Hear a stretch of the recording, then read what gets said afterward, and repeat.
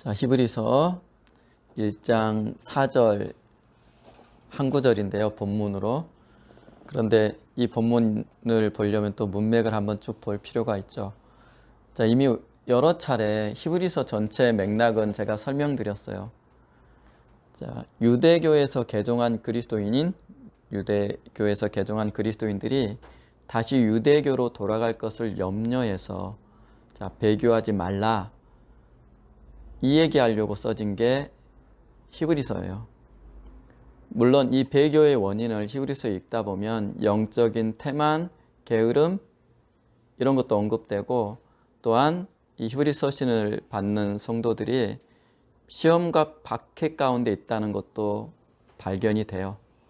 어쨌든 이런 것들을 원인으로 해서 자, 그리스도의 신앙에서 벗어난 그 배교의 문제를 다루면서 히브리서가 쓰여집니다.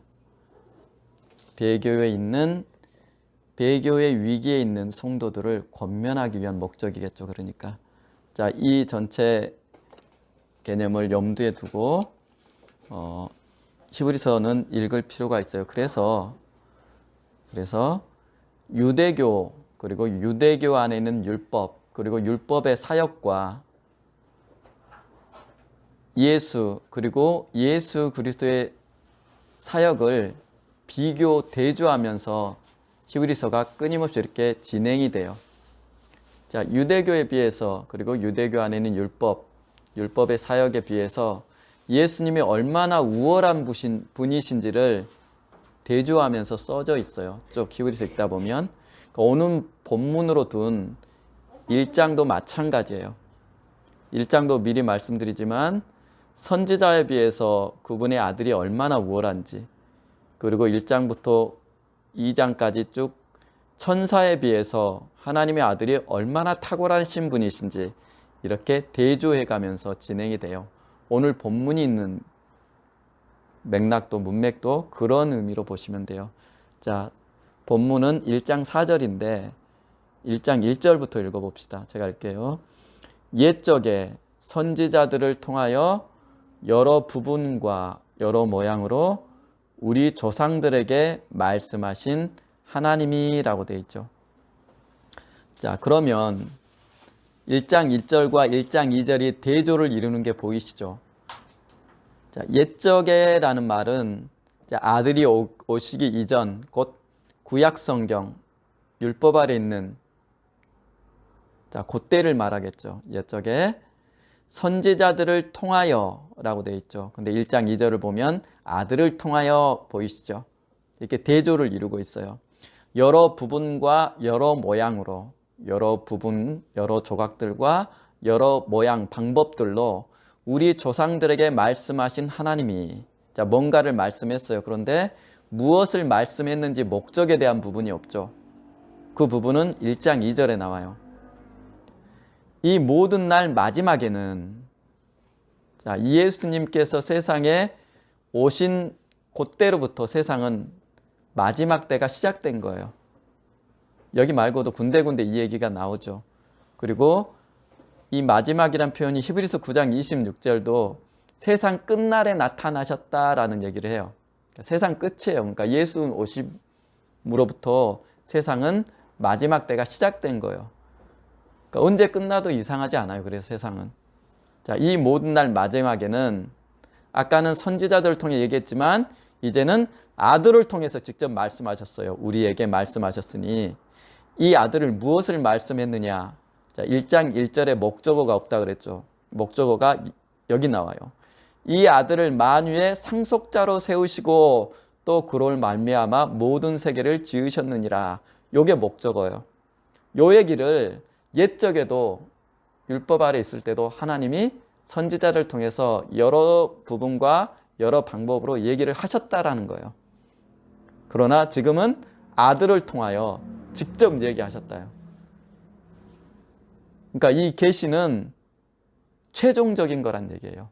아들을 통한 계시는 최종적이다. 어떤 계시냐? 내가 이 아들을 만유의 상속자, 유업을 이을 자, 그리고 상속자란 말이 아들이라는 의미예요. 사실은 아들이 상속하죠. 그래서 예수님께서 하나님을 아버지라 부르시고 내가 아들이라 표현했단 말은 유대적 개념에서는 내가 그분을 상속한다. 그와 나는 그래서 동등하다. 그런 의미예요. 그래서 제가 이 아들이란 말의 의미를 설명드린 적 있죠. 직접 그 얘기를 하는 거예요. 이 아들을 만유의 상속자로 세우시고 또 그로 말미암아, 자, 말미암아라는 말의 용법에 대해서 설명드렸죠. 헬라디아라는 말의 용법. 기억해 보시면 기억날 거예요. 자, 그를 통하여 모든 세계를 지으셨느니라. 자, 예수님은 창조자 되시고 친히 창조의 목적이 되시니라. 자, 요 얘기를 쭉 하고 있어요. 자, 3절 보십시다. 이는 하나님의 영광의 광채시요. 그 하나님의 아들은 하나님의 영광의 광채시고 그 본체의 형상이시라. 그 본체의 형상이시라.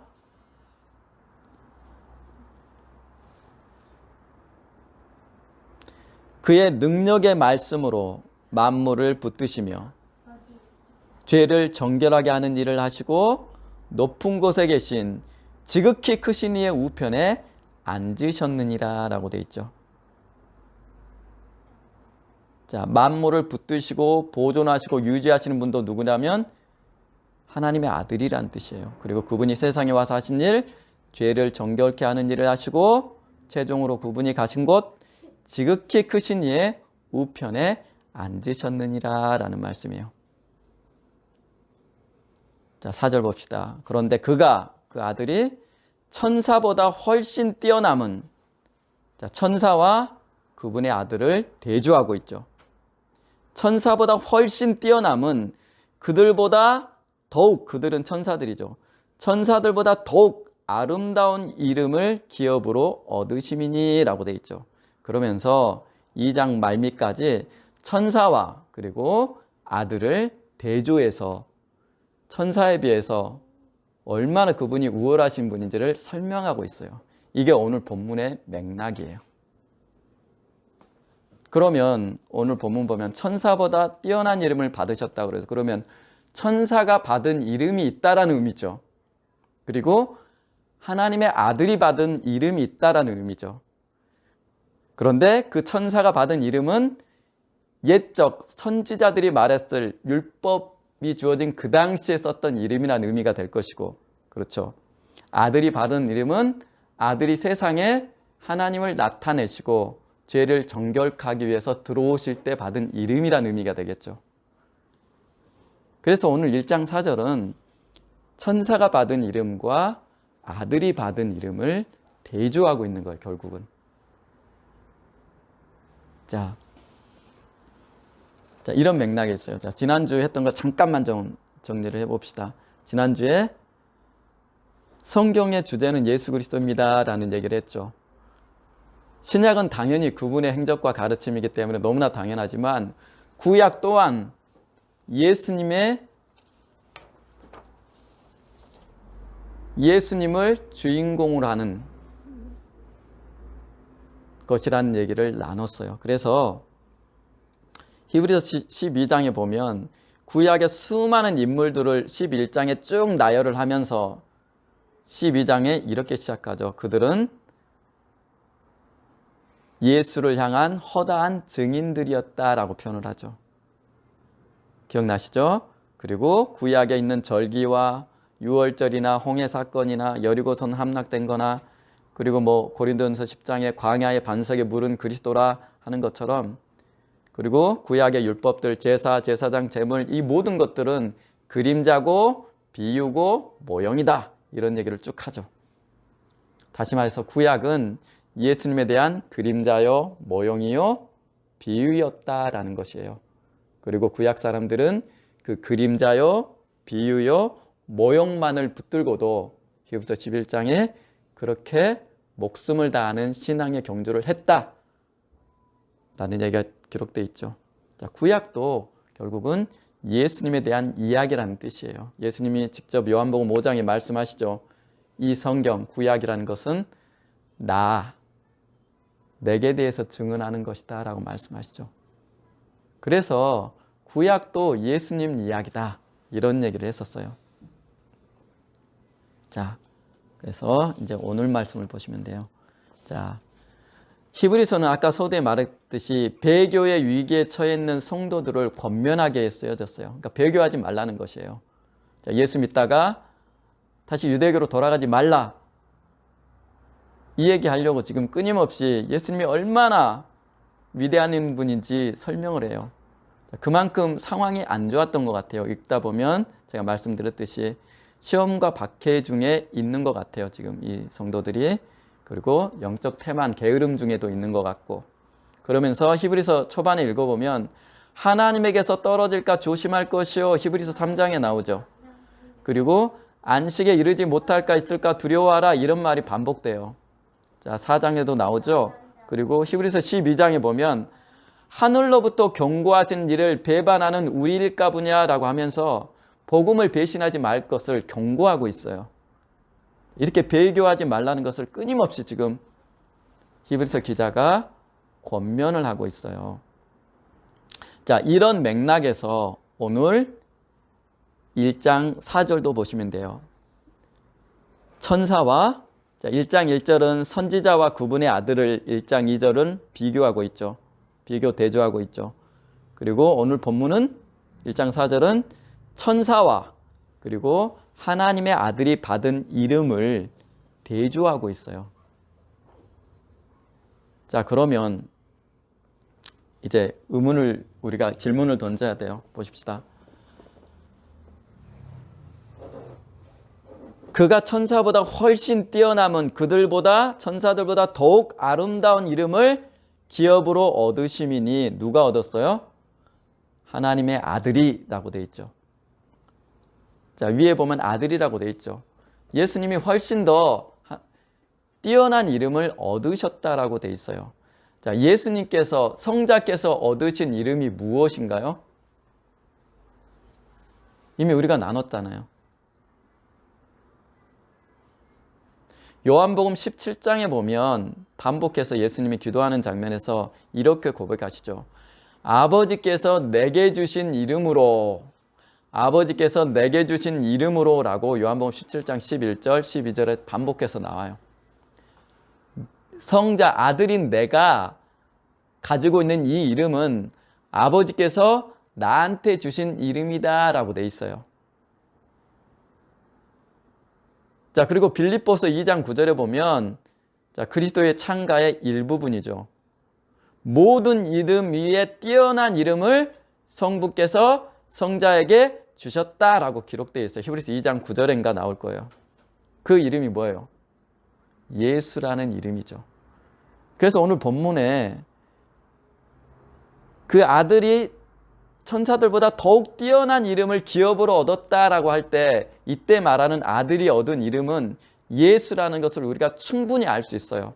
그리고 히브리서 맥락 자체가 아들과 천사, 선지자, 모세 이런 것들을 끊임없이 대조한다라고 얘기했죠. 그러니까 예수의 이름과 천사가 받은 이름을 지금 대조하는 거예요. 그러면 아들이 받은 이름이 무엇인지는 이미 충분히 우리가 이해를 했어요. 그리고 예수라는 이름이 삼위 하나님이 소유한 단 하나의 이름이다 라는 얘기도 이미 나눴죠. 자, 예수의 이름이에요. 그러면 자, 오늘 본문 전반절에 있는 천사가 받은 이름이 무엇일까라는 거예요. 논리적으로 그런 질문이 가능하죠. 지금 계속 대조하잖아요. 아들이 받은 이름과 천사가 받은 이름. 자, 아들이 받은 이름은 이미 우리가 이해했어요. 그러면 천사가 받은 이름은 무엇일까라는 거예요. 자, 그러면 이제 논리적으로 한번 생각을 해봅시다. 이미 히브리서가 구약 유대교 율법 아래 있던 선지자, 천사, 모세, 제사장, 제사, 제물 이런 것들과 예수의 그리고 그분의 사역을 통해서 이루어진 것을 비교하고 있다면 그리고 구약의 율법은 그림자요 찬 형상이 아니고 비유고, 그리고 그때 있는 제사장, 제물 이것도 하늘에 있는 모형과 그림자다 이런 맥락에 있다면, 그리고 지금 오늘 본문이 자, 유대교 율법 아래 있을 때 주어진 천사가 받은 이름을 지금 말하고 있다면 구약에서 율법 아래서 주어진 천사가 받은 이름이 무엇인지는 금방 이해할 수 있죠. 그죠? 신약시대는 하나님께서 우리에게 주신 이름이 예수라는 이름이 존재해요. 그럼 구약 유대교 안에서 율법 아래서 주어진 이름이 뭐겠느냐는 거예요. 굉장히 단순하죠. 이해되시죠? 금방 이게 지금까지 제 얘기 들었으면. 자, 게다가 2장 2절 한번 보세요. 히브리서 2장 2절. 자, 천사들을 통하여 하신 말씀이 견고하게 되어, 이거 본문으로 한번 나눈 적 있죠. 하나님께서 당신의 말씀을 천사들을 통해서 세상에 주신 적이 있어요. 이걸 뭐라 그래요? 그렇죠. 천사들을 통하여 하신 말씀, 율법이에요. 그렇죠. 그러므로 여기서 말하는 천사는, 지금 천사란 말이 10번 정도 쓰여요. 1장과 2장에 걸쳐서. 누구를 말하겠어요? 율법을 수여한 천사라는 말이 되죠. 율법은 천사가 수여했죠. 천사가 모세를 통해서 이스라엘에게 수여한 게 율법이죠. 자, 사도행전 7장 한번 가봅시다. 자, 사도행전 7장. 머릿속에 한번 정리를 해보세요. 사도행전 7장.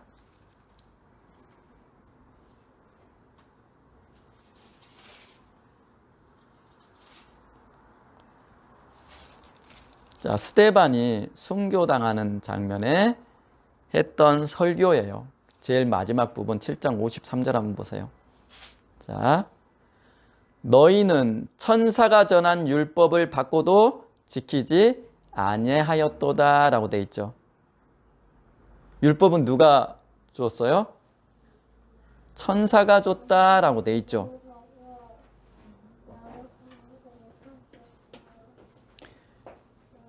자, 이런 말은 스데반만 한 게 아니고 사도 바울도 갈라디아서 3장 19절에 똑같은 얘기를 해요. 율법이라는 것은 천사들을 통하여 한 중보자의 손으로 베푸신 것이다 라는 얘기를 갈라디아서 해요. 자, 스데반과 똑같은 얘기를 해요. 율법을 이스라엘에게 수여한 게 누구예요? 천사란 얘기예요. 그러면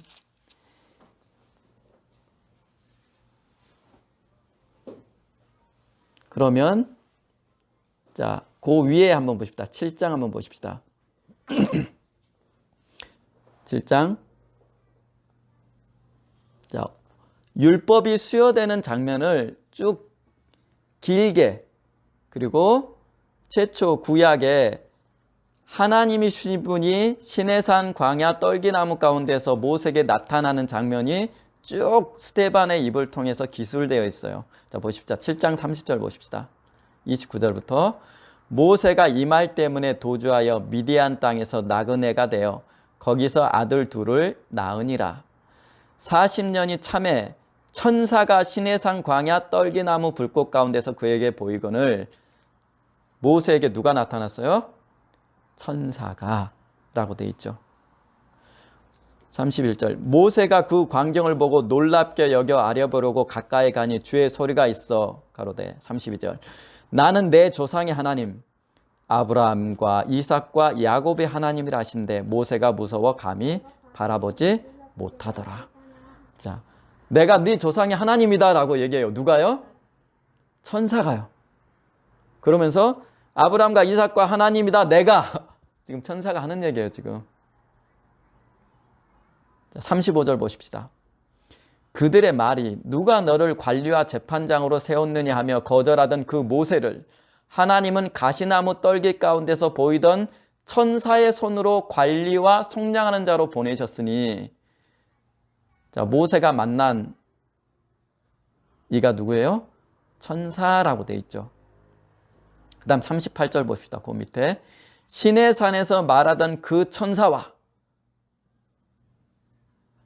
우리의 조상들과 함께 광야에 있었고 또 살아있는 말씀을 받아 우리에게 주던 자가 이 사람이라. 이 사람은 모세겠죠.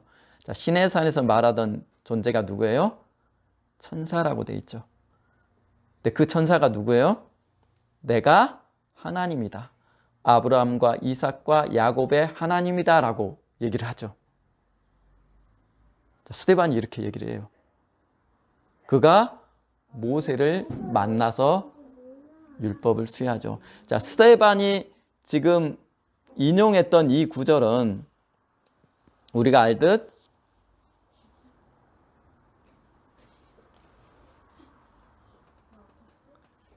출애굽기 3장에 있는 장면을 스데반이 인용해 온 거예요. 자, 그럼 이제 원래 장면을 봅시다. 출애굽기 3장으로 한번 가봅시다. 자, 잘 보세요. 이때 하나님을 뭐라고 지금 부르고 있는지 출애굽기 3장 보십시다. 모세가 1절, 3장 1절 그의 장인 미디안 제사장 이드로의 양떼를 치더니 그 떼를 광야 서쪽으로 인도하여 하나님의 산 호렙에 이르매 2절 줄 그어보세요. 여호와의 사자가 떨기나무 가운데 나오는 불꽃 안에서 그에게 나타나시리라.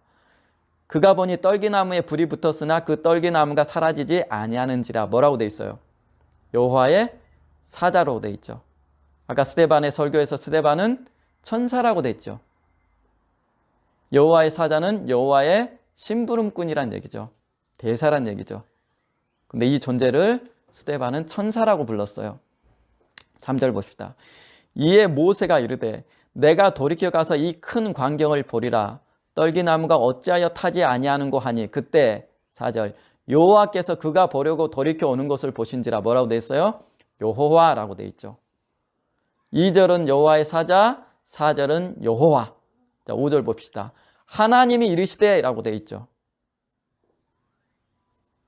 자, 똑같은 존재를 일컫는 말이 계속 변하고 있죠. 여호와의 사자, 여호와, 그리고 하나님. 7절 보면 여호와께서 이르시되. 자, 11절 보면 모세가 하나님께 아뢰되. 12절 보면 하나님이 이르시되. 이렇게 돼 있죠. 그 다음 14절 봅시다. 하나님이 모세에게 이르시되. 이렇게 돼 있죠. 15절 하반절 봅시다.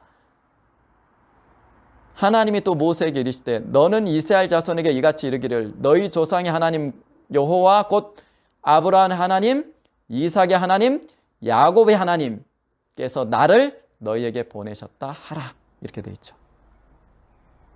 똑같은 존재를 여호와의 사자, 여호와 하나님, 그리고 아브라함과 이삭과 야곱의 하나님이라고 지금 부르고 있어요. 그가 지금 얘기하는 거예요. 근데 그가 누구라 그래요?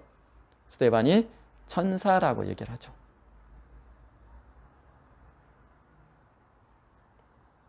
그런데 이 천사가 모세에게 율법을 수여했죠. 자, 히브리서가 유대교 율법과 예수를 지금 대조 비교하고 있다고 그랬죠. 그러면 율법 아래 있을 때 천사가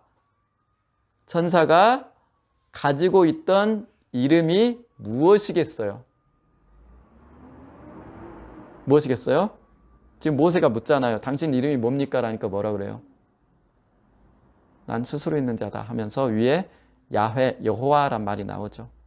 여호와의 사자, 하나님, 아브라함과 이삭과 하나님, 그리고 여호와라고 되어 있죠.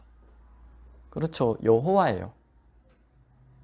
그래서 히브리서 1장 4절은 결국 구약의 이스라엘에게 모세를 중보로 율법을 수여한 천사, 그 천사가 자신을 아브라함과 이삭과 야곱의 하나님이라고 부르면서 소개했던 이름 여호와라는 말이 돼요. 그래서 히브리서 1장 4절은 여호와라는 이름과 예수라는 이름을 대조하면서 이 여호와라는 이름, 천사들이 가지고 사용했던 이 이름과 예수라는 이름이 격이 달라. 예수라는 이름이 얼마나 우월한 이름인데 라고 하면서 이렇게 대조하는 장면이란 뜻이에요. 결국은 여기까지 이해되시죠? 지금 천사가 나타나서 하나님인 척 하나님의 심부름꾼으로 나타나서 자기가 하나님이라 그래요. 그러면서 내가 아브라함, 이삭, 야곱의 하나님, 너의 하나님이다 하면서, 근데 그 존재는 천사라고 얘기하죠. 근데 그 천사가 소개한 이름은 여호와라는 거죠. 이 이름보다 예수란 이름이 얼마나 탁월한데 이 얘기를 하는 거예요. 히브리서 기자가 결국은 히브리서 1장 4절에. 그러면 이 여호와라는 이름의 성격을 이미 우리는 히브리서를 통해서 어떤 이름인지 이해 가능하다는 얘기예요. 무슨 얘기예요? 선지자들도 모세도 그리고 천사도 율법 아래 있는 제사장, 제사, 제물 이 모든 것이 예수를 향한 그림자요, 모형이요, 비유라면 여호와라는 이름도 어떤 성격이겠어요? 참이고 실상인 그리고 원형이신 예수의 그림자로서 존재하는 이름이라는 의미겠죠.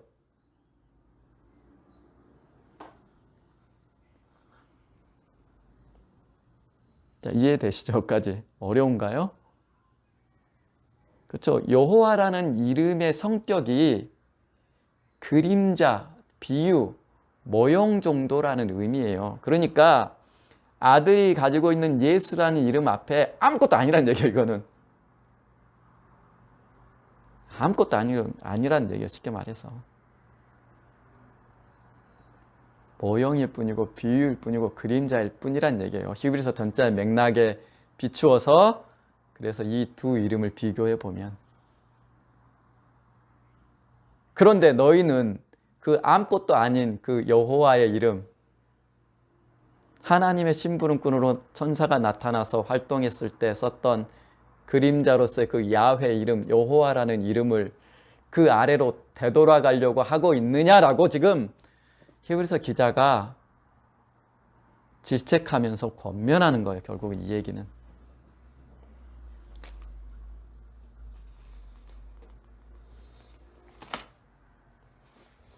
그러므로 구약은 자 지난주에 했던 것 한번 되살려 봅시다. 지난주에 했었죠. 구약은 장차 오실 예수님에 대한 그림자라고 그랬죠. 그렇죠? 구약은 그렇잖아요. 장차 오실 예수 그리스도에 대한 그림자. 그래서 그림자의 원형이신 분, 실체이신 분, 실상이신 분이 왔기 때문에 그림자는 의미가 있어요, 없어요? 없어요. 그래서 신약교회에서는 여호와라는 이름이 등장하면 안 되는 것이에요. 실상이신 분이 왔기 때문에 그래요. 자, 이런 맥락으로 보면 그러면 구약은 통상 세대주의자들이 그렇게 해서 그래요. 자, 구약은 성부 하나님의 시대고 그 다음 예수님이 오셔서 성자의 시대고 예수님이 승천하시고 성령의 시대가 됐다. 이렇게 해석을 해요. 자, 이 해석이 맞는가요? 아니라는 걸 알 수 있죠. 되게 단순해요. 구약은 그냥 장차 오실 예수님에 대한 기록. 그래서 히브리서 11장에 먼 훗날 오실 예수님을 멀리서 보고 환영하는 믿음이라고 구약 사람들의 믿음을 소개했죠. 그렇죠. 장차 오실 예수님에 대한 이야기가 구약이고 그리고 이제 이 시대에 임하신 예수님에 대한 이야기가 신약이죠. 그래서 구약은 성부 하나님이 활동하는 시기 그게 아니에요. 누가 활동하는 시기예요? 그렇죠. 여호와 천사가 하나님을 대신해서 하나님의 사자로서 여호와라는 이름을 가지고 활동하는 시기가 구약이에요. 자, 이렇게 생각해야 될 이유 근거가 또 있어요. 왜냐하면 신약 성경에는 일관되게 하나님을 본 사람이 아무도 없다라고 일관되게 얘기를 해요. 오직 하나님은 예수를 통해서만 세상에 자기를 드러내셨어요. 근데 구약에는 하나님 본 사람들이 나와요. 아브라함도 여호와를 대면하죠. 모세도 하나님 보여주세요. 그러니까 내가 너 바위 뒤에 숨어봐. 내가 내 등 보여줄게. 이런 장면 나오죠. 논리적으로 말이 안 되죠. 그러니까 아브라함이 대면한 건 누구예요? 전사였고 모세가 본 등은 누구예요? 전사였고 그렇죠? 천사들이었다는 얘기예요. 구약에. 구약에는 천사들의 활동 시기예요. 그분의 아들은 신약시대 예수 그분으로 하나님은 그분만을 통해서 자신을 세상에 드러내세요. 자, 동시에 이 말은 어떤 의미로 되냐면 우리가 예수 믿을 때 우리에게 주어진 신분이 뭐예요? 요한복음 1장 12절에 뭐라고 그랬어요? 너희가 영접하는 자 곧 그 이름을 믿으면 하나님의 자녀가 되는 권세를 주셨다라고 돼 있죠. 아들의 신분이에요, 우리가. 그죠? 그래서 히브리서 12장이 뭐라고요? 너희가 아들 되었기 때문에 하나님이 너희를 징계하실 거야 라는 얘기를 하시죠. 니들이 아들이기 때문에 징계를 해. 그런데 여호와라는 이름, 율법 아래 있는 사람들의 신분을 사도 바울이 뭐라고 불러요? 갈라디아서에. 자, 갈라디아서 4장 한번 가봅시다. 자, 갈라디아서 4장 1절부터 제가 읽을게요. 내가 또 말하노니 유업을 이을 자가, 유업을 이을 자 상속자란 얘기죠. 아들이란 뜻이에요. 이 말은 모든 것의 주인이나 어렸을 동안에는 종과 다름이 없어서 그 아버지가 정한 때까지 후견인과 청지기 아래 있나니. 3절 이와 같이 우리도 어렸을 때 이 세상 초등학문 아래에 있어 종노릇하였더니, 자, 이 세상 초등학문이 뭐예요? 율법이죠. 그때는 종노릇했더니. 4절 때가 참에 하나님의 아들을 보내사 여자에게 나게 하시고 율법 아래 나게 하신 것은 율법 아래 있는 자들을 속량하시고 우리로 아들의 명분을 얻게 하려 함이라. 너희가 아들이기 때문에 하나님이 그 아들의 영을 우리 마음 가운데 보내사 아빠 아버지라 부르게 하셨느니라. 그러므로 내가 이후에는 종이 아니요 아들이니. 자, 율법 아래 있을 때의 신분이 뭐란 뜻이에요? 그러면 종이란 얘기예요. 그러면 왜 율법 아래 있을 때의 신분은 종이에요? 자, 이 얘기를 사도 바울이 로마서에서 똑같은 얘기를 해요. 그가 아들의 영을 보여서 우리가 아빠 아버지라 부르게 하셨나 똑같이 얘기해도. 왜 그래요? 왜 율법 아래 있을 때를 종이라고 불러요? 자, 오늘 히브리서 맥락 보면 나와요. 자, 히브리서 다시 가봅시다. 1장 7절 볼게요. 지금 천사란 말이 계속 예수와 대조된다 그랬죠. 1장 7절. 또 천사들에 관하여는 그는 그의 천사들을 바람으로 그의 사역자들을 불꽃으로 삼으시느니라. 하나님께서 그 천사들 뭘로 삼았어요? 천사의 사역, 종, 한마디로 종, 심부름꾼이라는 얘기예요. 아까 구약 읽었던 것과 똑같은 맥락이죠. 천사들은 종이란 얘기예요. 자, 14절 보십시다. 모든 천사들은 섬기는 영으로서 구원받을 상속자들을 위하여 섬기라고 보내심이 아니냐. 천사들의 신분이 뭐예요?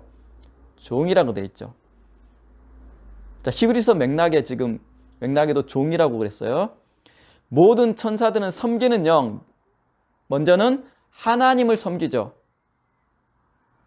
그리고 구원받은 상속자, 아들인 우리를 섬기죠.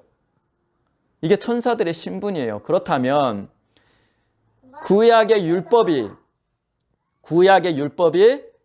종인 천사들을 통해서 전해졌고, 율법 자체가 종이라는 신분을 부여하는 하나님의 말씀이기 때문에, 그렇죠? 여호와라는 이름, 종인 천사가 가지고 있었던 그 이름 안에 있었던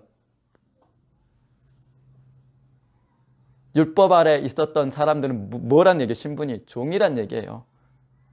다시 말해서 오늘 본문은, 야, 니네가 예수 믿어서 아들 됐는데, 예수란 이름을 받았는데, 그 뛰어난 이름을 받았는데, 다시 여호와라는 이름, 천사가 전하여준 율법, 그 율법 아래서 너희에게 계시던 그 너희를 종 만드는 그 이름 안으로, 그 하찮은 이름 안으로 너희가 들어갈래? 그러면 안 되지 않겠니? 이 얘기한다는 얘기죠. 자, 좀 그림 그려주시죠.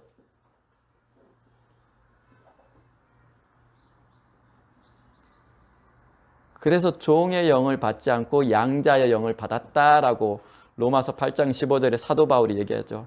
종의 영은 뭘 말하겠어 그럼? 율법을 말해요. 왜 율법이 종의 영이에요? 그렇죠.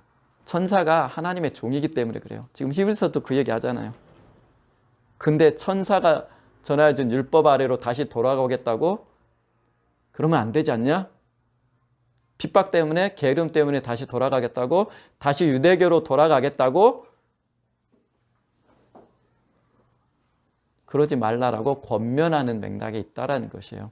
그래서 오늘 본문 이해되시죠? 이제 그가 천사보다 훨씬 뛰어남은, 그 하나님의 아들이 뛰어남은 그들보다, 천사들이 가지고 활동했던 그 이름 여호와보다 더욱 아름다운 이름을 기업으로 얻으신 분이 그분의 아들이다. 그러니 그분을 붙들고 인내해라라는 거예요. 배교하지 말고. 이게 오늘 본문 안에 들어있는 내용이에요. 자, 오늘 여기까지 하겠습니다.